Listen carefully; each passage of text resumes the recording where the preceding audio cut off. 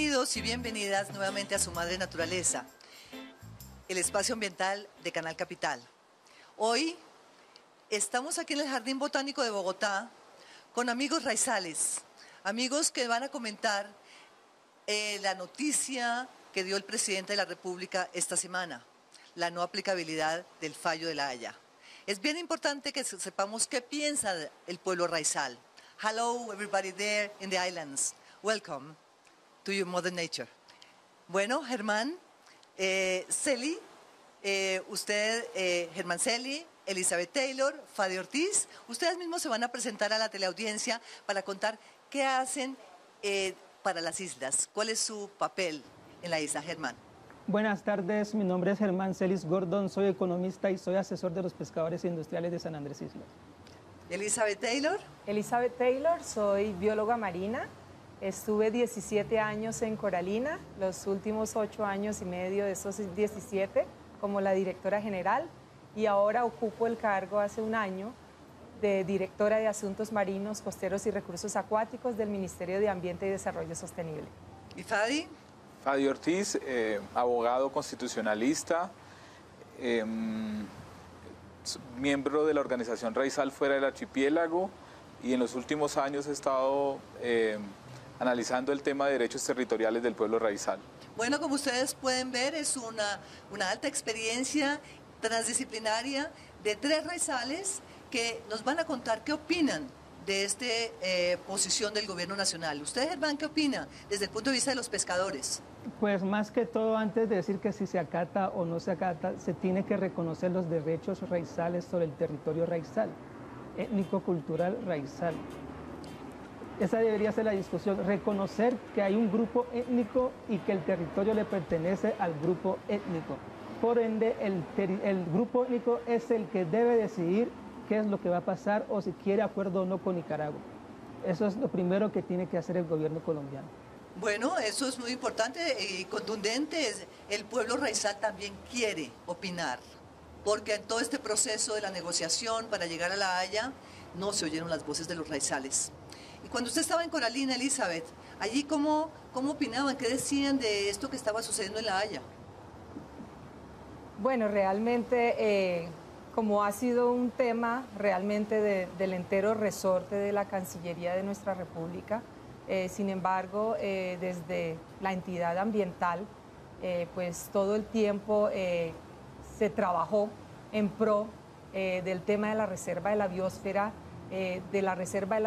como una unidad ecológica, como un área fundamental dentro del Caribe occidental, donde están realmente la mayor extensión y los más productivos arrecifes coralinos de toda la región Caribe a nivel oceánico, y además uno de los más importantes en el hemisferio occidental. Ese era digamos, el tipo de aspectos importantes y relevantes que Coralina siempre había tratado en su momento de resaltar como un aspecto fundamental de la reserva. Bueno, pero entonces aquí lo que nos interesa analizar en esta primera parte del panel es cómo se entienden esos derechos territoriales marinos, Fadi, porque es importante analizarlo desde distintos puntos de vista. Sí, Margarita, los derechos son una integridad y una unidad. Cuando hablamos de derechos territoriales de los pueblos indígenas, tribales, en especial ahorita del pueblo raizal del archipiélago, se debe entender como una unidad tanto ambiental, ecológica, cultural, económica, ancestral. Y cuando analizamos cuáles son esos derechos territoriales del pueblo raizal, van más allá de una discusión de soberanía del Estado colombiano o de los estados en disputa, podríamos decir. Los derechos territoriales son una forma de ver la tierra, el mar, los recursos naturales como una manera integral que no tiene límites. ¿Pero usted qué opina personalmente de la posición del presidente frente a la inaplicabilidad del fallo? Pues bueno, cuando el presidente anunció en su alocución presidencial, dio 4 puntos por las cuales se tenía que condicionar esta aplicabilidad del fallo. Uno es que se hace con la intención de proteger el tema ambiental y la reserva de biosfera Sea Flowers. Él anunció un decreto del 9 de septiembre que a San Andrés lo cobijaba por la zona contigua y el mar territorial, que da unos derechos exclusivos para control ambiental y de los recursos, y también el control del narcotráfico. También pega las plataformas continental de Cartagena con la de San Andrés, creando una unidad frente al tema, frente a una unidad argumentativa frente a lo que sería una aplicabilidad del fallo de La Haya.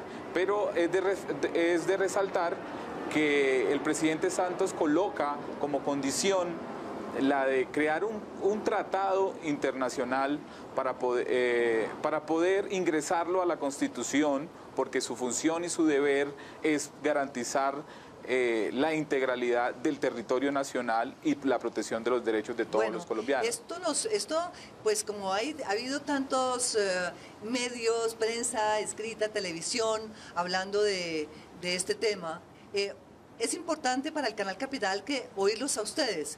En este caso, Germán, ustedes desde el punto de vista de los pescadores y el tema del manejo del Meridiano 82, esa frontera que nadie ve, pero que ustedes los pescadores sí saben dónde queda, ¿cómo es esta situación de los pescadores? La situación de los pescadores es una situación muy peligrosa, porque en estos momentos somos la carne del cañón en una guerra. Entonces, desde esa perspectiva, el presidente Santos debió consultarnos antes sobre una inaplicabilidad, o si va a aplicar o no, acatar o no. Debió consultarnos, porque de cierta forma somos los directamente perjudicados en ese límite entre Nicaragua y Quitasueños, más que todo. Bueno, pero es que aquí hay otra pregunta. A ver, Elizabeth, ¿quién otorga esas licencias para los pescadores? Porque tengo entendido que hay pescadores transnacionales, pescadores hondureños, o sea, se está pescando en río revuelto o en mar revuelto. Aquí, ¿cómo usted como bióloga marina y en su experiencia, esos permisos de dónde vienen para pescar? Bueno, nosotros tenemos en Colombia una autoridad nacional, digamos, de acuicultura y pesca, que es la UNAP, que es la entidad encargada de dar patentes de pesca a nivel nacional, pero en el caso del archipiélago hay una descentralización de las funciones en materia pesquera, y esas funciones están en cabeza de la Secretaría de Agricultura y Pesca del departamento, quien es finalmente el que otorga las patentes de pesca de, digamos, las embarcaciones que van a ejercer actividades de pesca en el área del archipiélago. O sea que esas licencias se otorgan en San Andrés mismo. En San Andrés, digamos, se otorgan las patentes de pesca que son que están relacionadas con las embarcaciones nacionales. Ahora, con las embarcaciones internacionales, por ejemplo, ya es a un nivel nacional donde se resuelve esa situación, por ser lógicamente un tema de resorte tanto de la autoridad de pesca como de las cancillerías de nuestro país. Ya, bueno, nosotros tenemos colgados en el YouTube de Su Madre Naturaleza programas anteriores que hicimos sobre el pueblo raizal, su historia, sus dudas, sus incertidumbres. Pueden revisarlas porque aquí retomamos eso que ya se habló en Su Madre Naturaleza en programas anteriores, para volver sobre el tema de las relaciones del archipiélago con sus vecinos, con los vecinos Nicaragua, Costa Rica, Honduras y los otros pescadores que están también pescando allí. Entonces, Fadi, ¿ustedes allí cómo están manejando en el archipiélago estas relaciones? Además, que son también del pueblo, originales del mismo pueblo raizal. Sí, precisamente ese es el gran aporte que quiere hacer el pueblo raizal por lo menos a solucionar esta tensión que existe entre los dos países. Es llamar a los pueblos hermanos creol de la costa mosquitia, de Bluefields, de Puerto Cabezas en Nicaragua, también los pueblos hermanos creol de Puerto Limón en Costa Rica, también Bocas del Toro en Panamá, el Lago de Perlas en Honduras, y hacer el llamado a integrar a los pueblos en vez de separarlos a través de fronteras. Yo creo que un gran elemento que se podría aportar dentro de esto sería la aplicación del convenio 169 de la OIT sobre pueblos indígenas y tribales en países independientes, que convoca a los estados, le es aplicable a Nicaragua, le es aplicable a Honduras, a Costa Rica, a Panamá, convoca a los estados a integrar, a la integración de los pueblos fronterizos, y más cuando el pueblo creol de Nicaragua, los garífunas, el pueblo misquito, son primos hermanos del pueblo raizal del archipiélago. Sí, hay familias extensas en todo ese archipiélago, se habla la misma lengua, se comparten las mismas tradiciones y también se compartió el territorio, no menos de 100 años se compartía el territorio como una unidad cultural, económica y ambiental. Comemos el mismo rondón. Comen el mismo rondón, muy bien dicho. Para muchos de ustedes en Bogotá que no saben qué es el rondón, Elizabeth, antes de que vayamos a una pausa, y muchas señoras que deben estar ahorita cocinando, ¿qué es el rondón? Bueno, el rondón es el superplato típico realmente de nuestro archipiélago y como lo dijo Fadi, lo compartimos también con muchos otros pueblos de la región costera centroamericana. Básicamente es un preparado donde ponemos yuca, papa, en leche de coco y con pescado, caracol también. Una adición, digamos, de la modernidad es adicionarle el pictiel, que es el rabito de cerdo, pero realmente el rondón tradicional no llevaba pictiel y se cocinaba en leña tradicionalmente. O sea, se deja entonces, primero se pone todo este bastimento, se coloca el pescado encima, se deja que esto hierva y se cocine todo este bastimento y hacemos los dumplings, que son unas masas de harina. En San Andrés, la gente que vive en San Andrés les gusta más sin polvo para hornear, o sea que sean bien pesados. En cambio los providencianos, como yo, nos gusta con polvo para hornear, que suban los dumplings, que son estas masas de harina y que quedan además impregnados de la leche de coco y con una salsa exquisita que además se utiliza el bell pepper, el basket pepper, que es digamos una de los picantes tradicionales de la isla, y se le echa también basil, que es albahaca, y orégano también, o marjoram. Bueno, ustedes pueden ver que en medio de la geopolítica y estas tensiones con los países vecinos, muy probablemente el tema de la cultura y el tema de la culinaria pueden ser una estrategia de paz. Ojalá que el presidente y los presidentes de los países vecinos hagan un banquete bien lindo en el archipiélago comiendo rondón. Vamos a una pausa y ya volvemos para hablar con los pescadores.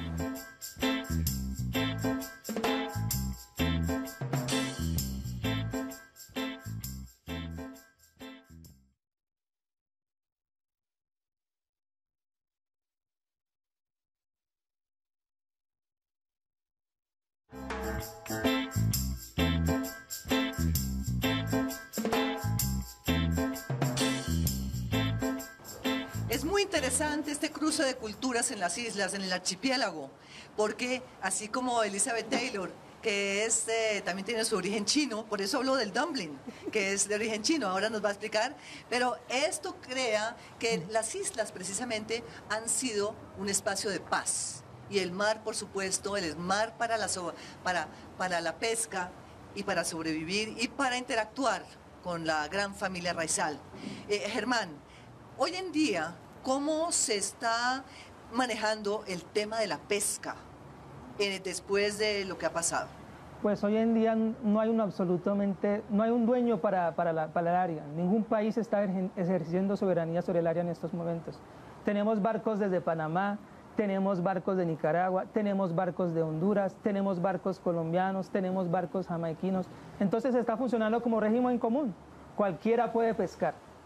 Como la Unión Europea, pues. Sí, sin control y sin restricción. Bueno, eso es importante que lo sepan porque él sabe qué está diciendo respecto a esta internacionalidad del mar colombiano. Sí, inclusive también hay multinacionales. Entonces estaría hablando de un mar mundial. Es de todos.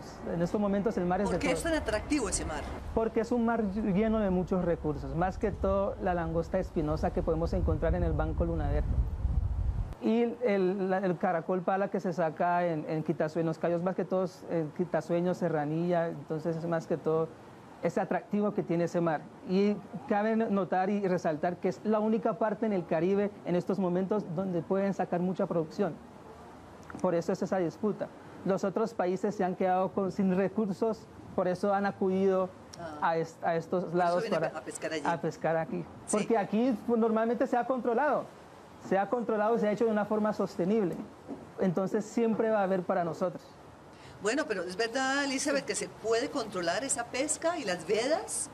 Bueno, un poquito antes, digamos por la misma condición de aislamiento también ecológico del archipiélago, es lo que ha permitido realmente que ese lugar se haya convertido en lo que los científicos llaman uno de los hotspots del Caribe, uno de los lugares importantes de la biodiversidad del Caribe, lo cual no indica tampoco que son recursos ilimitados, pero con un manejo efectivo como el que se ha venido promoviendo con la Reserva de la Biosfera, con el área marina protegida, donde los pescadores con las instituciones y con los demás actores sociales lograron realmente establecer una zonificación de un sistema de uso múltiple donde tenía cabida tanto la conservación como el uso sostenible para el mejoramiento de la calidad de vida de la población.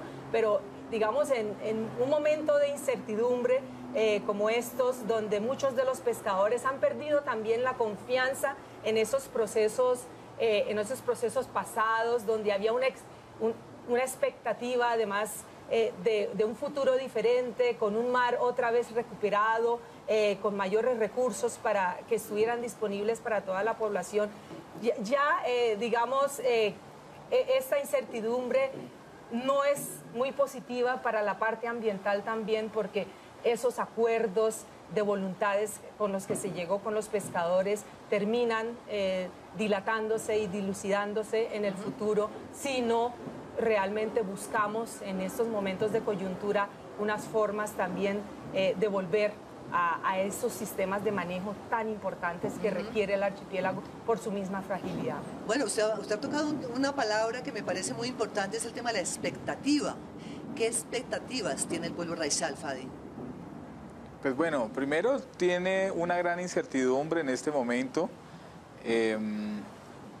Pues primero la gran incertidumbre que se creó desde el mismo 19 de noviembre, después del fallo de La Haya, hasta solo escasos días, se publicó cuál iba a ser la estrategia o cuál es la estrategia del gobierno nacional para la defensa del territorio, y pues eso aún no ha dado los resultados que se tienen que esperar que se realicen. Entonces, en este momento el pueblo raizal tiene una gran incertidumbre de cómo se va a garantizar sus derechos ancestrales sobre ese territorio marítimo que está hoy en disputa. Está la incertidumbre de los pescadores, de no saber si esto generará o no generará un conflicto bélico. Ojalá que no, no sea. Y más en la época en que estamos construyendo la paz, sería lo menos oportuno. Eso es lo menos oportuno. No queremos que eso, por más que haya fortaleza militar, no queremos que eso se viva en nuestro archipiélago, porque nuestro archipiélago tradicionalmente ha sido un archipiélago de paz, de armonía cultural con el territorio y con nuestros vecinos, con nuestros hermanos los demás pueblos. Les pregunto a ustedes, ¿cómo podrían intervenir como los líderes del pueblo raizal en todo este proceso de, por ejemplo, el manejo de la reserva Seaflower? Pregunto, Germán. ¿Cómo podemos intervenir? Con propuestas, más que todo con propuestas e investigaciones que hemos hecho nosotros entre raizales. El problema es que no tenemos esa cavidad entre el gobierno, esa oportunidad, no nos escuchan. Entonces, no tienen el espacio de diálogo. No tenemos ese espacio. La comunidad raizal como tal no tiene ese espacio. Entonces siempre hemos sido excluidos. Nunca se nos pregunta nada. Entendido, se entiende que hay una hay una tristeza en el fondo de pensar que con todos estos años, que han sido muchos, que se hizo esta negociación en La Haya, nunca se hizo una consulta en las islas, ¿es cierto? Es que nunca se nos preguntó. Inclusive la Corte dijo claramente, Colombia nunca dijo que el mar era importante para su pueblo. Bueno, eso es también un mensaje contundente porque efectivamente con la costa, con todos esos miles de kilómetros de costa atlántica hacia el Caribe y mirando el Pacífico, el mar vuelve a ser importante para todos los colombianos y las colombianas. Entonces, Elizabeth, usted que está en el ministerio, bueno, no es fácil también en un momento de cambios ministeriales poder saber, bueno, esta dirección, cómo se podría fortalecer y podría ser interlocutora en realidad de lo que están reclamando la sociedad civil, Raizal.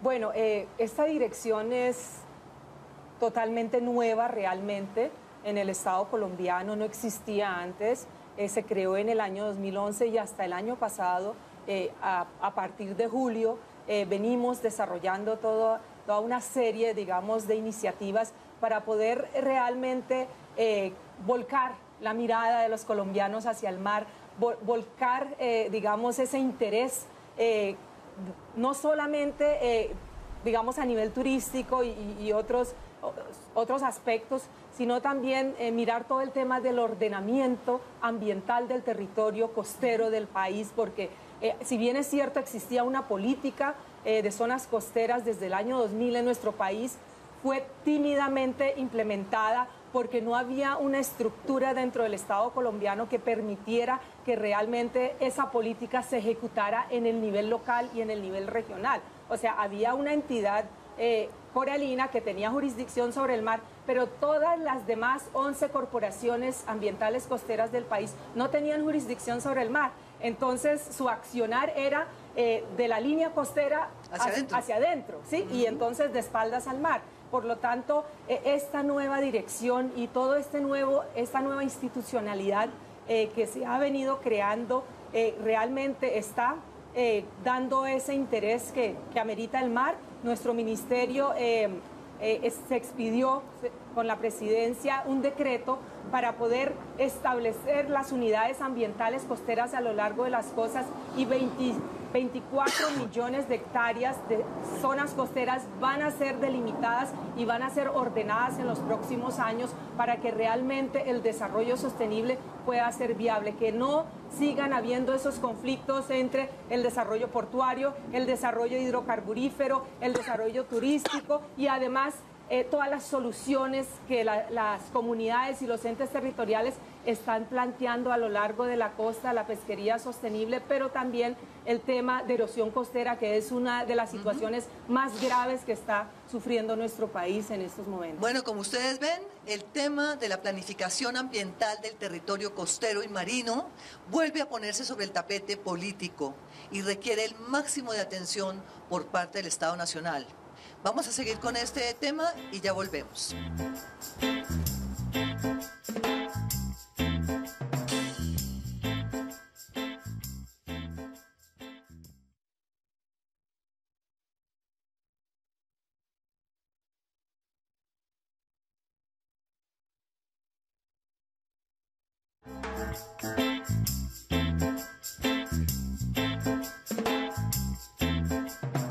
Aquí desde el Jardín Botánico de Bogotá, un lindo sitio, estamos solidarios con el pueblo raizal y sería muy interesante saber ustedes qué opinan sobre la negociación con Nicaragua. ¿Cómo se debería hacer, hermano?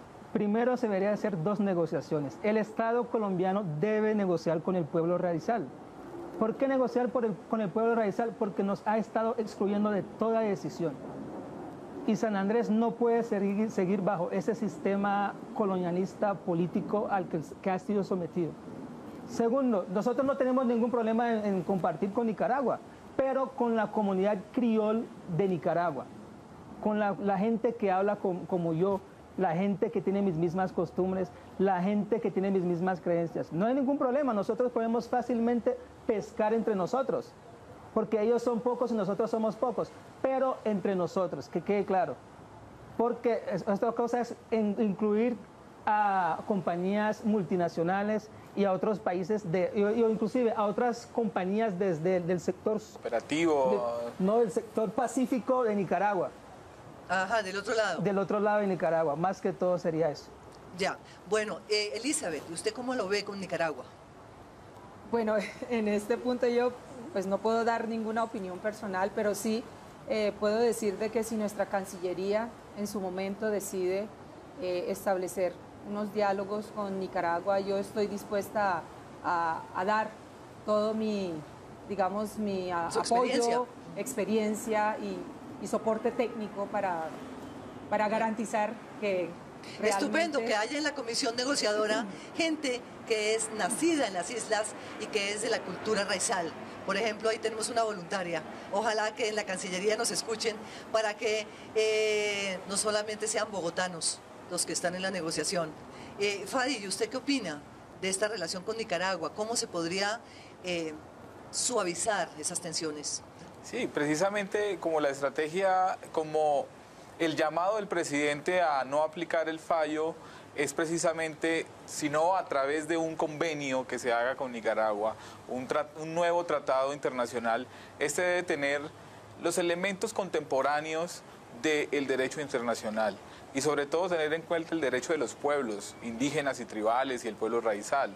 Es el llamado, que no solo se limite a utilizar el derecho internacional clásico, el derecho que solo con escuadra delimita los territorios y tener en cuenta las personas, las dinámicas culturales que se dan alrededor del territorio. Y ahí es donde está el llamado respetuoso a la Presidencia de la República, a la Cancillería, es precisamente a explorar esas relaciones históricas, ancestrales, que se tiene con los hermanos de Nicaragua, con el pueblo creol, con el pueblo garífuna, misquito, y también, y un ingrediente fundamental de este nuevo tratado es que también se inviten, ya que están dispuestos a colaborar con el Estado colombiano, Panamá, Costa Rica, Jamaica, Honduras, que se convoque a algo... A los países de la cuenca. A los países, pero también con sus pueblos, sí, con sus pueblos que son hermanos.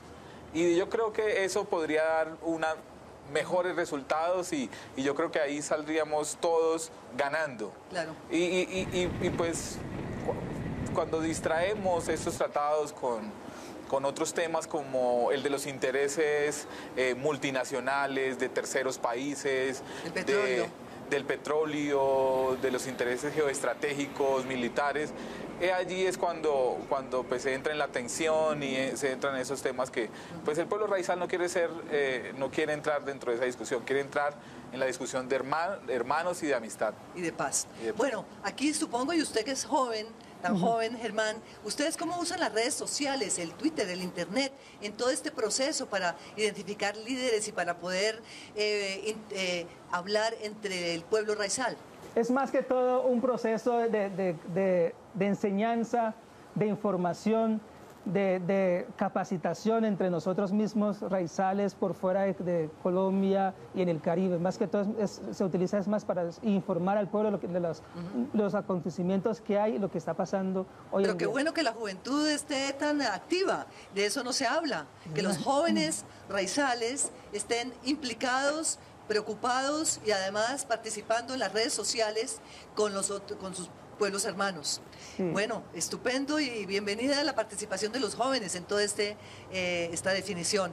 Bueno, y Elizabeth, usted, como mujer además, ¿cuál es la participación femenina, la participación de las mujeres en todo este proceso de construcción de la soberanía?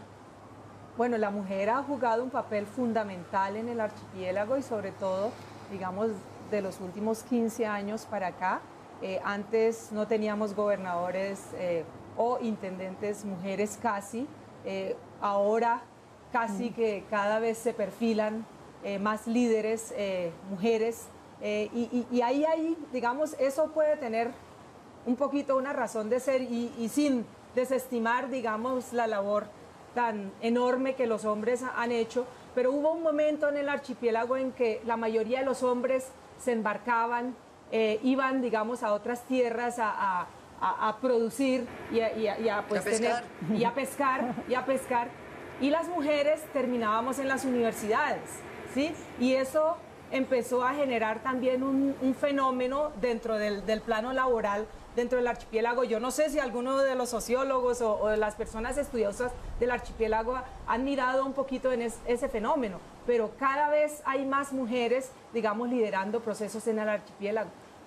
Pues tan es así que tenemos gobernadora mujer, directora de escena, tenemos mujeres directora de la Universidad Nacional, directora del Infotep, o sea, mujeres raizales destacadas que pueden y deberían ser consultadas en todo este proceso como mujeres raizales. Y entonces, aquí, ¿cómo se imaginan ustedes el mecanismo, ese mecanismo de diálogo y de espacio para interactuar con el gobierno nacional, Fadi? Sí, primero hay un espacio constitucional que es el de la consulta previa, libre e informada, que busque el consentimiento previo del pueblo raizal, sobre todo sobre su territorio y sobre las implicaciones políticas y económicas hacia el futuro del archipiélago. Es el mecanismo constitucional y que está parado por todo el sistema internacional de los derechos humanos. Es así como el pueblo raizal se siente protegido sus derechos y se siente cómodo en el marco de estas negociaciones o interacciones con el gobierno nacional. Pero sobre todo tiene que haber un lenguaje de confianza entre el gobierno nacional y el pueblo raizal, un lenguaje cómodo, amistoso, que convoque siempre a la integración, a la paz, finalmente, y que siempre esté por encima los intereses del pueblo raizal, por encima, sobre su territorio, por encima de cualquier otro interés de cualquier otra persona. Bueno, ustedes pueden ver que es muy importante y muy oportuno que las distintas voces del pueblo raizal sean escuchadas y que haya un espacio institucional donde llegan estas voces. Vamos a ir a una pausa y ya volvemos ahora que estamos empezando a celebrar el aniversario de la franja de análisis de Canal Capital, Televisión Más Humana. Ya volvemos.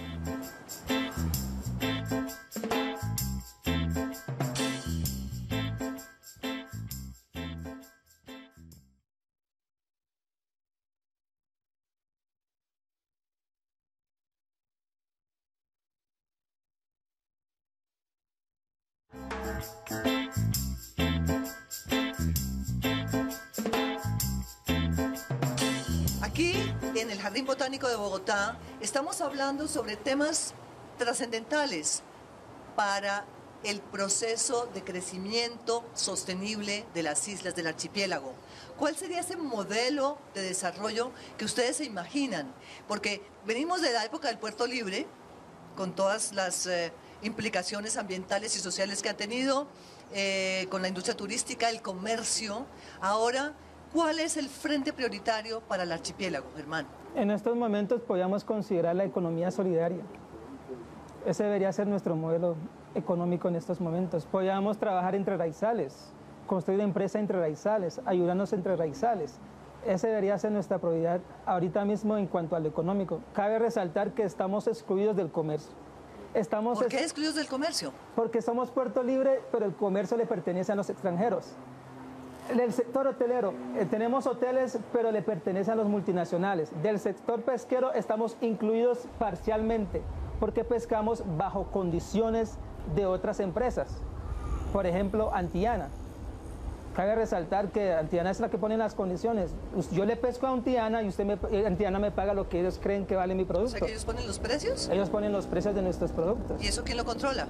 Ese es un gran interrogante. Cabe resaltar que para el colombiano raizal es más útil pescar en Nicaragua por las condiciones que pone Nicaragua. Nicaragua paga mejor el producto, da fácil acceso a los créditos y tiene ese apoyo técnico, ese técnico económico que presentan allá. ¿Que Colombia no tiene?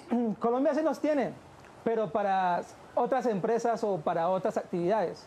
O sea que a ustedes a veces les conviene pescar en mares nicaragüenses, es que por las condiciones.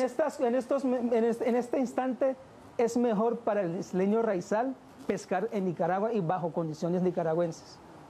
Bueno, este es un mensaje también para el gobierno de Colombia, en términos de cómo son las condiciones en las cuales el pueblo raizal está pescando en su propio mar. Bueno, este es muy importante que usted lo diga, y usted como joven, sí, y para que resaltar, es que eso hay que resaltarlo, eso no es más que decir que les voy a prestar una ayuda, que los voy a acompañar militarmente, pero ¿quién nos va a garantizar el producto en el mar? Esa es la gran incógnita. ¿Quién nos garantice que no nos van a robar nuestras artes de pesca, nuestros equipos de pesca, que no nos van a agotar el producto? Esa es la gran interrogante que tenemos nosotros los pescadores ahorita en estos momentos. ¿Y usted qué diría, Elizabeth, a esas preguntas que hace Germán Celis Gordon? Bueno, yo quería, digamos, hacer énfasis en que no hay que buscar otro modelo. El modelo de desarrollo sostenible del archipiélago es el de la Reserva de la Biosfera. Y ese fue el modelo que el pueblo raizal y las personas interesadas en el archipiélago decidieron hace más de 10 años. Ahora, ¿cómo materializamos eso? El modelo de desarrollo sostenible de la reserva busca un equilibrio entre las actividades humanas y la conservación de los recursos naturales. Y al mismo tiempo busca cómo se genera equidad en la economía, que no es lo que tenemos, por ejemplo, en el archipiélago hoy en día. O sea, hay un gap, hay un espacio enorme entre las personas que tienen muchos recursos financieros a raíz de ese comercio que se generó con el tema del puerto libre, y hay, digamos, unas comunidades paupérrimas, y por lo tanto la Reserva de la Biosfera lo que busca es, digamos, despejar todo ese gap social que puede haber, generar, digamos, mejores escenarios productivos también para las comunidades. El mar es uno de los capitales más importantes para poder desarrollar esos escenarios productivos, y de otro lado también buscar cómo se fortalece todo el tema de la educación, o sea, una reserva de la biosfera en un lugar... Educación bicultural, en un ¿no? lugar donde la tradición realmente y los orígenes son de una lengua inglesa, que hoy en día, lamentablemente, no existe en ninguno de los colegios una verdadera educación bilingüe. Y yo encuentro en la ciudad de Bogotá que casi todos los colegios son bilingües, pero el lugar donde es originario esta lengua aún no existe como una lengua importante y que además... Del territorio. Exacto, y tenemos el ejemplo, o sea, muchas personas migraron al archipiélago después de la declaratoria del Puerto Libre, un archipiélago que solo tenía alrededor de 10.000 personas entre las dos islas. Termina la isla de San Andrés con más de 100.000 personas, que es más o menos el estimativo que hoy en día con las proyecciones del DANE, que uno podría decir, pero realmente ¿dónde están, digamos, todos esos aspectos del desarrollo también social y el tema de la educación, que es fundamental para desarrollar cualquier iniciativa a futuro? ¿Quién creería? Pues hablando del tema de educación, y ahorita que también hay esa tensión con el magisterio, pues uno se pregunta cómo en San Andrés no hay una educación bilingüe, creol y español.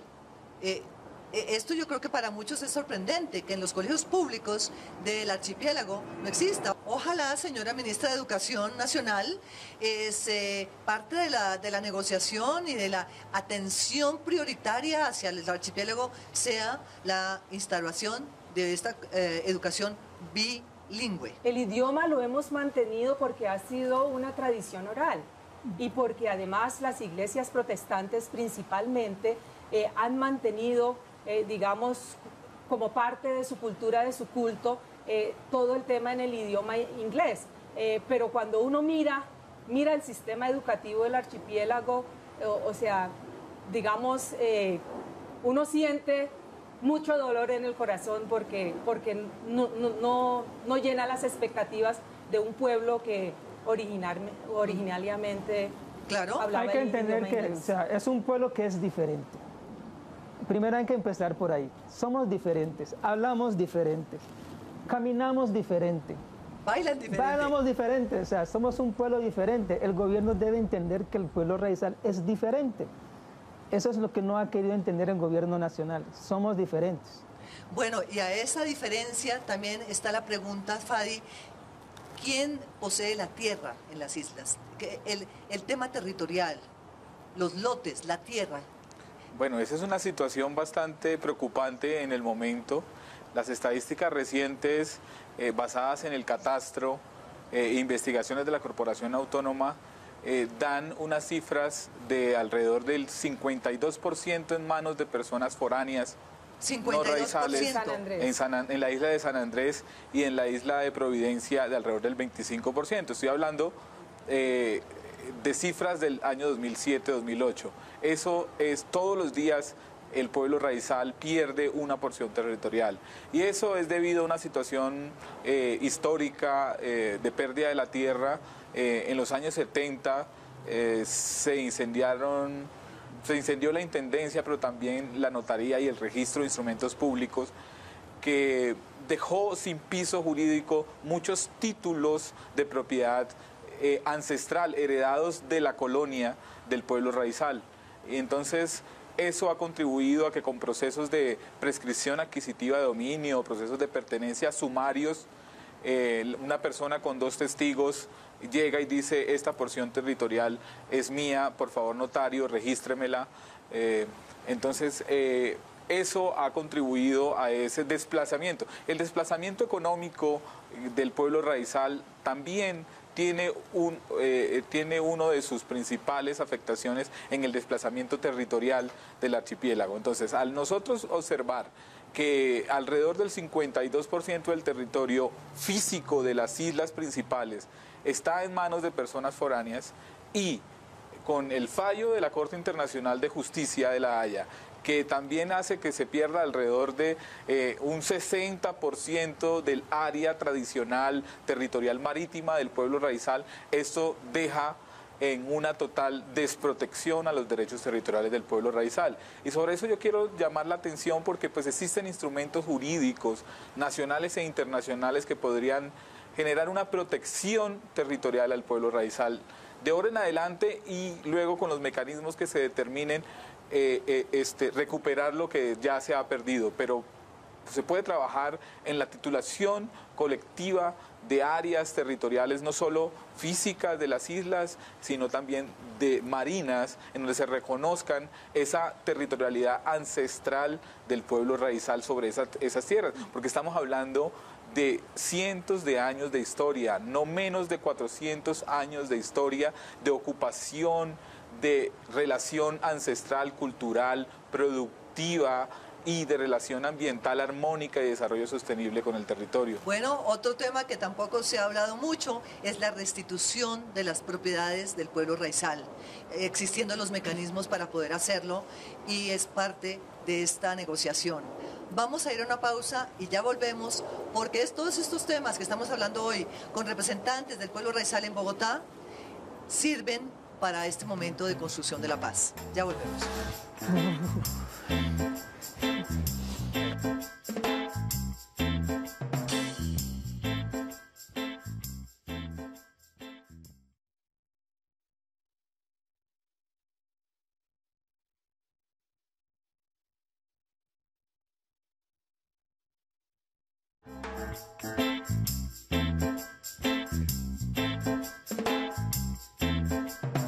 En estas épocas en que las islas del Caribe sufren de eventos extremos por el cambio climático, podría suceder que una de estas tormentas tropicales afectara al archipiélago, lo cual sería una oportunidad para pedir la ayuda y la cooperación de los otros pueblos raizales.